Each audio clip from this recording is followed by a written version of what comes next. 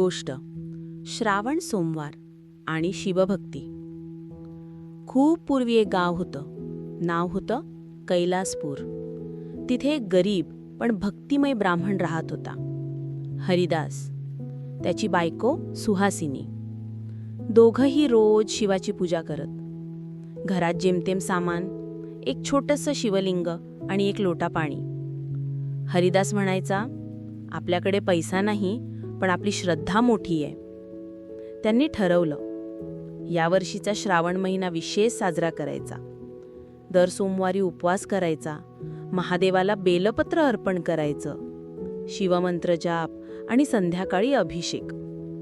श्रावण महिन्याचे 4ही सोमवार संपले. त्यांनी खरं अगदी मनापासून व्रत केलं. त्याच वर्षी सुहासिनीला एक स्वप्न पडलं. एक तेजस्वी पुरुष म्हणजे भगवान शंकरांचं रूप म्हणाले, तुम्हाला एक पुत्र होईल, तो माझा भक्त असेल. काही महिन्यांनी त्यांना एक सुंदर बाळ झालं. त्याचं नाव त्यांनी ठेवलं शिवानंद. शिवानंद लहानपणापासूनच शिवभक्त होता. इतर मुलं खेळायची, पण तो संध्याकाळी मंदिरात ओम नमः शिवायचं जप करत बसायचा. 10व्या वर्षी त्याने स्वतःहून श्रावण सोमवार उपवास सुरू केले. फक्त पाणी, बेलपत्र आणि शिवपूजा. आईला काळजी वाटली, पण तो म्हणायचा, आई, भोळ्या शंकराची पूजा करणाऱ्याला काहीच होणार नाही. त्यांच्या राज्याचा राजा होता रणधीर सिंह. शक्तिशाली पण अहंकारी. मी राजा आहे, मला कोणताही देव नको. पण एक दिवस त्याला कळलं की एका गरीब मुलाचं नाव सर्वत्र गाजतंय. तो म्हणतो, माझ्या मागे भोळा शंकर आहे. राजा चिडला आणि म्हणाला, बघूया त्याची श्रद्धा खरी आहे की फसवी, घेऊया त्याची परीक्षा. राजाने शिवानंदला राजदरबारात बोलावलं. राजा रणधीर सिंह दरबारात आपल्या सिंहासनावर बसला होता. समोर प्रचंड लोकांचा मेळा जमलेला. त्याच्या शेजारी एक पिंजऱ्यासारखी लोखंडी दाराची बंद गुहा होती. समोर शिवानंद, भोळा पण निश्चयी. राजाने गर्जना करत जाहीर केलं, या मुलाचा शंकर त्याला वाचवतो का हे पाहूया. याला सिंहाच्या गुहेत सोडा.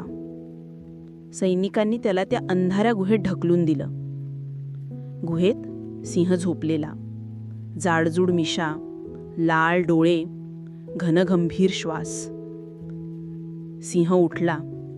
एक क्षण सगळ्यांचा श्वास रोखला गेला. पण सिंह त्याच्या जवळ आला, त्याच्या भोवती 3 फेऱ्या मारल्या आणि पायाजवळ शांत बसून त्याचे पाय चाटायला लागला. शिवानंद त्याच्या डोक्यावर हात ठेवून म्हणाला, हे शंकरा, तुझ्या सावलीत प्राणीही माया करतात. सगळे दरबारी स्तब्ध. राजाने रागात पुढची योजना तयार केली. अंगारांची चटई बनवली गेली. लालसर कोळसे, अगदी तापलेले, त्यातून धूर आणि उष्णता इतकी होती की दूर उभ्या असलेल्या माणसाच्या कपाळावर घाम फुटे.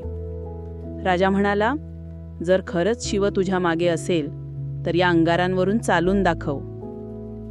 शिवानंदांनी आपल्या आईकडून मिळालेली एक बेलपत्राची माळ डोक्यावर ठेवली. डोळी मिटले.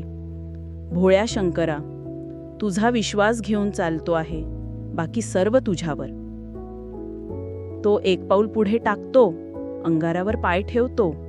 लोकांना खात्री होती, आता पाय भाजतील आणि तो किंचाळेल. पण नाही. शिवानंद अगदी हळूहळू चालत राहिला. आश्चर्य म्हणजे त्याच्या पावलांखालचे अंगार एकदम काळसर व्हायला लागले. जणू कुणीतरी त्याच्या जवळून गार वारा चालवत होतं. पावलांखाली धुराची निळसर रेषा दिसत होती. काहींना तर त्याच्या मागे चालत असलेलं एक गुळं छायारूप जाणवत होतं. छायेसारखं काहीतरी त्याच्या पाठीमागून चालत होतं. शिवानंद दुसऱ्या टोकाला पोचला. अंगारांवरून चालून गेलेल्या त्याच्या पायांची त्वचा अजिबात जळालेली नव्हती. दरबारी जमलेल्या लोकांमध्ये कुजबूज सुरू झाली. हा मुलगा काही साधा नाही, तो तर शिवाचं रूप वाटतोय. राजा रणधीर सिंह आता चिडून गेला होता. त्याच्या अभिमानाला मोठा धक्का बसत होता. त्याने शेवटचा आदेश दिला, या मुलाला एकटं अंधाऱ्या बंद खोलीत टाका. काही खायला नका देऊ. सकाळी पाहूया त्याचा शंकर त्याला बाहेर काढतो का. सैनिकांनी शिवानंदाला एका जुन्या तटबंदीच्या बंद खोलीत नेलं. लोखंडी दरवाजे, आत दिवाही नाही. कोठडीच्या भिंती 5 फूट जाड. बाहेर 4 पहारेकरी पहारा देत होते. शिवानंद फक्त हसला आणि म्हणाला, माझा शंकर फक्त उजेडात नसतो, तो अंधारातही साथ देतो. सकाळ झाली. दरवाजा उघडला गेला. कोठडी रिकामी. फक्त भिंतीवर लिहिलेलं, शिवोहम, मी शिव आहे. दार उघडून पाहणाऱ्यांचे हात थरथरत होते. हवेत सुगंध होता, जणू मंदिरात आल्यासारखं. लोक डोळे पुसत होते. राजा सिंहासनावरून उठून खाली बसला. त्याचं डोकं खाली, डोळ्यात पश्चात्ताप. त्याने शिवानंद समोर वाकून सांगितलं, शिवानंदा, मी चुकलो. मी देवाचा अपमान केला. तू माझ्या डोळ्यांवरची अहंकाराची पट्टी दूर केलीस.